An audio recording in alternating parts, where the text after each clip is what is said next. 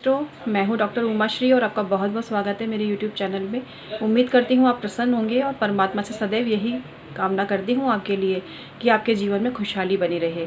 मित्रों, आज का वीडियो बहुत खास है, ध्यान से देखिएगा, आपके लिए बहुत उपयोगी है। तो आइए वीडियो शुरू करते हैं। आज मैं आपको बता रही हूँ कि घर में भगवान की बहुत सारी मूर्तियाँ, तस्वीरें हैं, तो इसका क्या करें। इसके अलावा कुछ लोगों ने पूछा भी है कि प्राण प्रतिष्ठित मूर्ति घर पर रखें या ना रखें। इस पर मैं सेपरेटली एक वीडियो बना रही हूँ, वो भी आप देखिएगा। अभी मैं चर्चा कर रही हूँ घर में बहुत ज़्यादा जो मूर्तियाँ हैं, पूजा पाठ का सामान है, तो क्या होगा घर में और क्या करना चाहिए आपको। मित्रों, घर में पूजा पाठ का सामान पॉजिटिव एनर्जी उत्पन्न करता है, इसमें कोई दो राय नहीं है। लेकिन कई घरों में मैंने अक्सर देखा है कि जगह जगह भगवान की तस्वीरें, जगह जगह भगवान की मूर्ति होती है, उनके घर में कोई निश्चित स्थान नहीं होता है। उनको लगता है कि हर जगह भगवान की मूर्ति सजाई जा सकती है। गिफ्ट में आई हुई तस्वीरें, या जैसे भगवान श्री गणेश जी की तस्वीर देने का प्रचलन है, मूर्ति देने का प्रचलन है, तो एक ही घर में 5-5, 7-7 मूर्तियाँ या 5-5, 7-7 तस्वीरें एक ही भगवान की अलग अलग जगह पर लगी रहती हैं। भगवान की मूर्ति या तस्वीर लगाने में कोई बुराई नहीं है, लेकिन सबसे बड़ी चीज़ है कि वो डेकोरेटिव आइटम नहीं है। ये चीज़ आपको समझनी चाहिए। वो एक श्रद्धा की चीज़ है और उनके लिए एक नियत स्थान आपके घर में होना ज़रूरी है, जो कि नॉर्थ ईस्ट कॉर्नर होता है आपके घर का। तो वहाँ पर आपको भगवान की तस्वीर रखनी चाहिए। इसके अलावा तस्वीर और मूर्ति बहुत ज़्यादा बड़ी नहीं होनी चाहिए।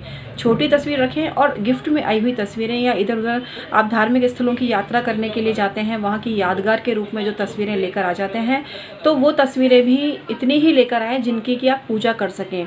कई बार लोग जाते हैं, अब लोगों को बांटने के लिए ले आते हैं और ऐसा सोचते हैं कि पुण्य मिलेगा, लेकिन पुण्य के बजाय ऐसा ना हो कि आप किसी पाप के भागीदार बन जाएं, क्योंकि जिनको आप तस्वीरें गिफ्ट दे रहे हैं वो उसकी कहीं बेकदरी तो नहीं कर रहे हैं। तो आपके द्वारा एक परोक्ष रूप से एक पाप जैसा ही समझ लीजिए, कुछ गलती ही समझ लीजिए। हीन भावना लाने की ज़रूरत नहीं है, लेकिन ये विचारणीय बिंदु हैं और आप सोचना इस बारे में कि ये वाकई में ये जो परंपरा है कितनी सही है और कितनी गलत है। क्योंकि किसी के घर में बहुत ज़्यादा जब भगवान की तस्वीरें इकट्ठी हो जाती हैं तो वो समझ नहीं पाते हैं क्या करें, और कई जगह फिर क्या करते हैं, थैले में भर के इकट्ठा करके पीपली पे चढ़ा देते हैं। तो ये क्या बात हुई, ये तो और ज़्यादा अपमान हुआ ना भगवान का। तो इसलिए जितनी आप पूजा कर सकें उतनी ही मूर्ति, तस्वीर घर में होनी चाहिए। बहुत ज़्यादा बड़ी मूर्ति घर में ना रखें। एक ही भगवान की एक से अधिक मूर्ति या तस्वीर नहीं होनी चाहिए।